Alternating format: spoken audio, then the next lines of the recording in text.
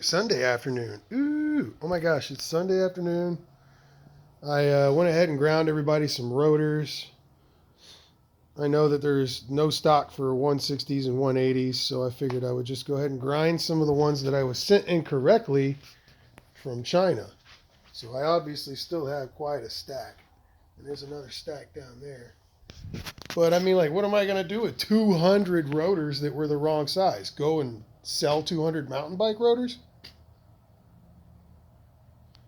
So I spent a couple of hours grinding, cut the centers out, and then I lengthened the bolt holes so that they would match up to these wheels and these wheels.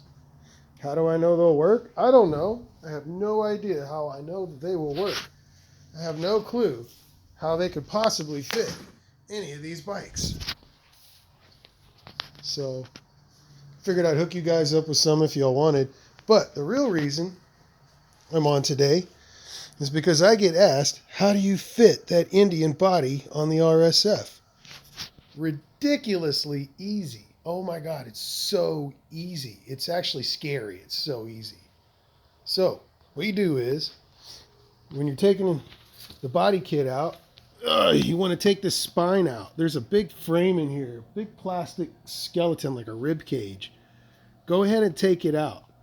And then use epoxy or glue or plastic, whatever your favorite way to join these two halves together is the way you need to do it. There's no real way because it's all modified, so we just got to try it out.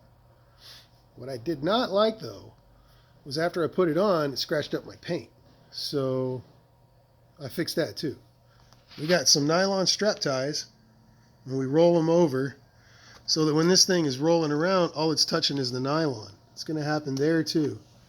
And this is a blinker setup. You're not going to have that.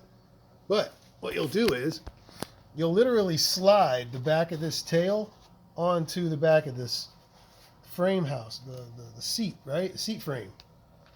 And then you literally just push it forward until it gets onto the frame, right? And then you're going to pull it open because it's not going to be the exact width you need.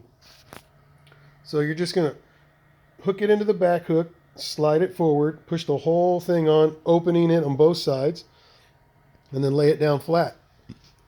That's it. No screws. I don't have anything on there, and I have done 190 miles. I've done 190 miles on this bike. That thing has never come off. I have not had one single problem. The only problem I did have was the first time I made one of these seats, that light piece, the blinker and all that bit, the little end for the connector broke off as I put on the last piece.